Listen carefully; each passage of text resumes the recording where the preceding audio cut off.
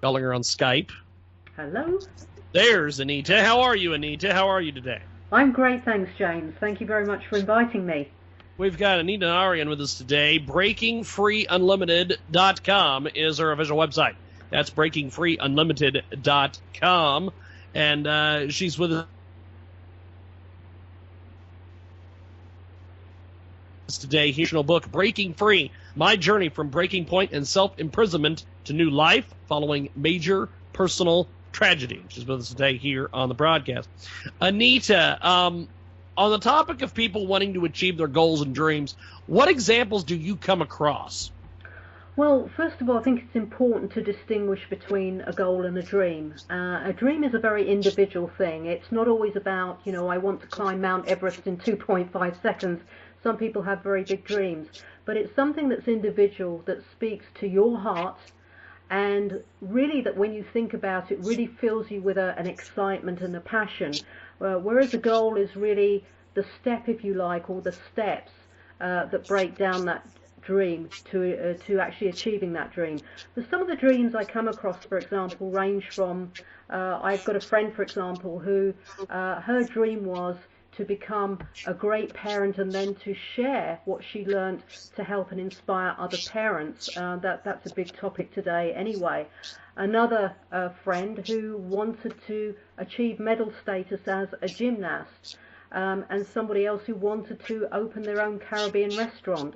So those dreams are very varied, and as I said, they're very individual. So these are some of the things I come across with people. We've got Anita Narayan joining us today here in our broadcast, coast to coast and border to border on TuneIn, iTunes, Radio Loyalty, Stitcher, and, of course, the brand new Jiggy Jaguar app available on iPhone and Android. You can get it at our website, JiggyJaguar.com. That's JIGGYJAGUAR.com. There was a recent survey conducted in the UK that revealed as many as 80% of those interviewed did not consider themselves to be living the life they wanted. Somewhat shockingly, they also confessed giving up on their dreams after 32 years of age. What do you think, and why do you think that is the case? Well, there's two broad observations from that I think they're very interesting. Firstly, that it seems to reflect the society we live in, that we live in a very fast-paced society now. In spite of all the technology that you think would free us up in terms of time, employers are asking more for less. Certainly a lot of employees are reflecting stress as the workload increases. And a lot of marketing out there today is based on this thing of immediate self-gratification. And one of the things I think that happens from that is that individuals in society absorb this into their psyche, and then that translates into how they play out, where their own dreams, their own life goals are concerned. They feel they have to achieve things very quickly. So I think some of that is a societal influence. But also the other area that I would observe in that is that, and certainly when people come to me first for coaching, is this enormous state of powerlessness people feel to be able to change their lives. So those are the two things that I observe in there. I mean, 32 years is a very young age to write yourself off. But, it's sadly not uncommon, and it's sadly something I hear commonly when people come to me. Anita Narayan joins us today here on Skype Audio. It is the world-famous Jiggy Jaguar radio program, coast to coast and border to border on 50-plus AM/FM stations across the country and around the world, iHeartRadio as well, and AMFM 247.com. How does a person know if they are in this powerless or disempowered state? Well, there's this very simple way of knowing that, James, and one of the things I say to people when they're not sure is to actually just listen to themselves, to take that pause, to take that step back, and actually just listen to what's going on inside their head, their self-talk, and also to tune in to how they're feeling in any given moment. Because if they're looking at their situation with a sort of a despondency that lingers and a despair that lingers, there are big clues there that they're feeling disempowered, because what accompanies those feelings is this sense that they can't change their current situation. And I differentiate that from, none of us are immune from disappointments or setbacks or frustrations, But the difference being is that those people who are empowered learn to navigate past those states far more quickly than those that are feeling disempowered. It is Anita Narian. She joins us today here on our broadcast, coast to coast and border to border, on TuneIn, iTunes, Radio Loyalty, Stitcher, and, of course, the brand-new Jiggy Jaguar app available in the App Store. 11 minutes after the hour, we're going to be talking to a great series of guests during this hour. Right now, Anita Narian joins us on Skype audio. So how can someone change this rather powerless state of being, for example? Is it simply a matter of making a conscious effort to change? Well, for most people, that's really where they start. They try to consciously change things. One of the things I get people say to me when they're feeling stuck in this position is, but Anita, I don't know how to, and therefore I cannot, get myself unstuck. And my answer to that is, you don't need to know how to. What you need to do is make a decision. And that decision may not be, as I say, the big leap. It may be an incremental decision, but find that decision that you can feel and own that starts to move you in the direction of your dreams or your life aspirations. And people normally look at me a bit amazed at this, but here's the thing. For those of you listening to this, if you think of a situation you've been in where you've said to yourself, do you know what, I've had enough of this. This has got to change. I don't know how I'm going to do this, but it stops today. I'm going to change this. And you may recall a situation where you've done that, or on the opposite end of the scale, you may have said to yourself, do you know what, I really want that, and I'm going to find a way to make it happen.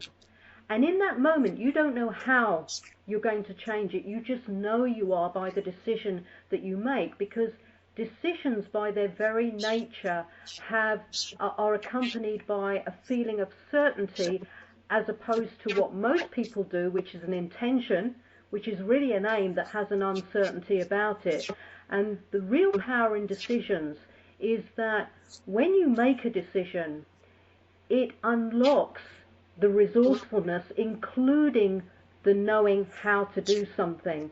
And I find with my clients, once I train them and show them how to do that, that those percentages you heard earlier in the survey are so much easier to reverse. Anita Narian with us today. She joins us live here on the telephone, on the Skype audio, and she joins us today live. Check out BreakingFreeUnlimited.com. We're getting a call. Apparently not. It is Anita Narian. What are some key challenges that you help clients with helping them get their goals achieved?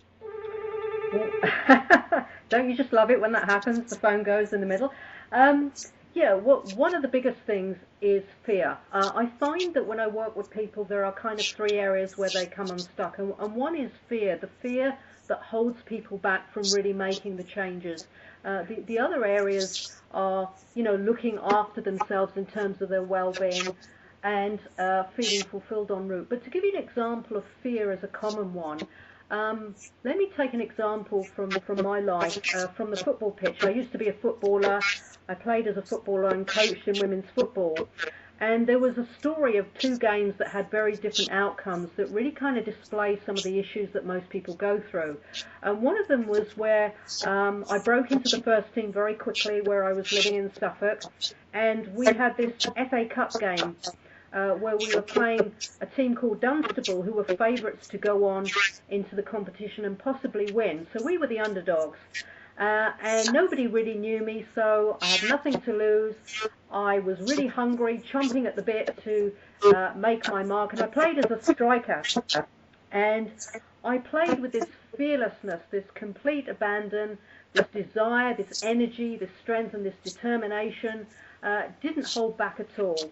And we actually went on to beat them. We knocked them out of the cup. We won 4-2, and I scored a hat-trick that day. And it was one of those real kind of epic, idyllic moments where just everything goes right.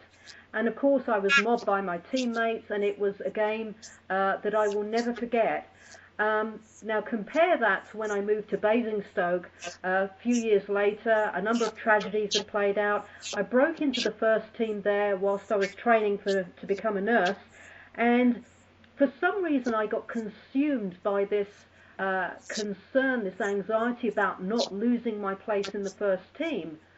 And what happened was I had one of the worst games of my life because I was so afraid to make a mistake that, for example, in football, if you go to play a pass and you've got tension in your muscles, that pass will actually fall short of where you intend it to go. And everything I did went wrong that day, and I nearly lost my place in the team, and I came home, I was really upset, and fortunately I had the capacity and the presence of mind to take that pause, to step back and to reflect, and I realized that instead of doing what most people would have done, which is to say practice harder, I actually realized that I needed to make this decision to play big as I'd done in the first game, and that the adjustment was going back to that thing I told you about, making this decision.